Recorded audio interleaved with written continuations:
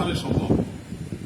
তো আমি বলি, আমি আমার সংসার জীবন গোছানো শেষ, আমি এবং আমার মিসেস সহ বাকি জীবন আরামের সাথে দেশ বিদেশ যদি ঘুরেও বেড়াই, আল্লাহ বিল্লাহ করে বাকি জীবন কাটিয়ে দিই, আমার কোনো টেনশন নাই, কারণ আমার সংসারের সব সেট আপ করা শেষ।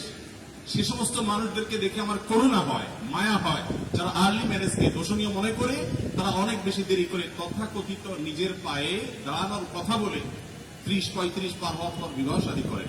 এই মানুষগুলো তাদের ছেলে মেয়ে হইতে হইতে, প্রথম তারা ছেলে মেয়ে নেওয়া যাবে, এনজয় করতে হবে, 40-এর পর হয়ে যায় ছেলে মেয়ে হতে হতে।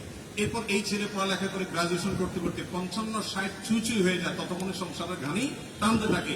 আল্লাহ না করুন ছেলেটা যদি অমানুষ হয়, এই বেচারা বৃদ্ধ বয়সে যাওয়ার কোনো উপায় নাই, আমার সন্তান তো একটা বা দুইটা বেশি নেওয়া যাবে না, তাহলে তার দুঃখের কোনো শেষ আছে?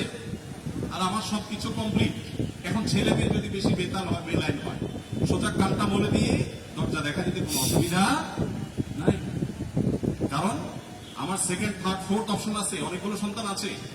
আর দ্বিতীয়ত আমার বয়সে এখনো অনেকখানি বাকি আছে। যাই হোক, আমি সেদিকে যাচ্ছি। আমি যেটা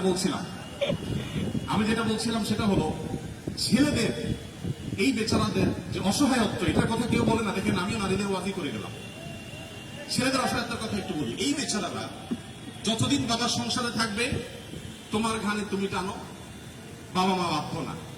মেয়েকে কিন্তু এটা বাবা বা মা বলতে পারেন না। এরপর যখন বিয়ে হবে, বিয়ের সময় ওই যে ছেলেরা চিরকুট নিয়ে আসে, হুজুর একটু বলে দেন আমার আব্বা এখানে আছে। আমি পল্টনে একটা হোটেলে উদ্বোধনী দিনে আমার এক বন্ধু মানুষ সেখানে গেছিলাম, এক ছেলে তার বাবাকে ধরে আমার কাছে নিয়ে আসছে, এসে বলছে, হুজুর আপনার অনেক ওয়াজ শুনছি, আজকে আমার বাপরে হাতের কাছে পাইছি, আমাকে বিয়ে দেন, আমি বহু বলছি, আজকে আপনি হাতে নাতে বলেন। আমি নিজের লজ্জা লাল হয়ে গেলাম, ছেলে কি বেকার। যাই হোক, তো এই বেচারারা বিয়ে করতে যাবে, বাপ বলে যে কি করো তুমি, বিয়ে করবে মানে টাকা কামাই করো। মেয়েদের বিয়ের সময় কি বাবা মা এটা বলে, তুমি কয় টাকা কামাই করছো তোমার বিয়ে দিব?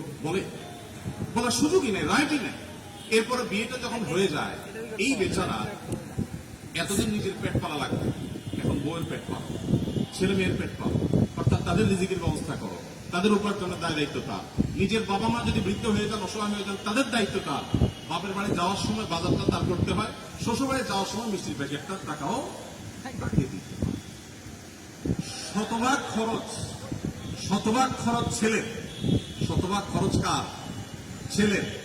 আর বাপের সম্পদে পাবে হলো 2 টাকা, 2 আনা, আর মেয়ে পাবে 1 টাকা। তার অন্যের খরচ তো দূরের কথা, নিজের খরচে তার উপরে বর্তায় না। ইসলাম কি তাকে কম দিয়েছে না বেশি দিয়েছে? একজনকে 2 টাকা দিয়ে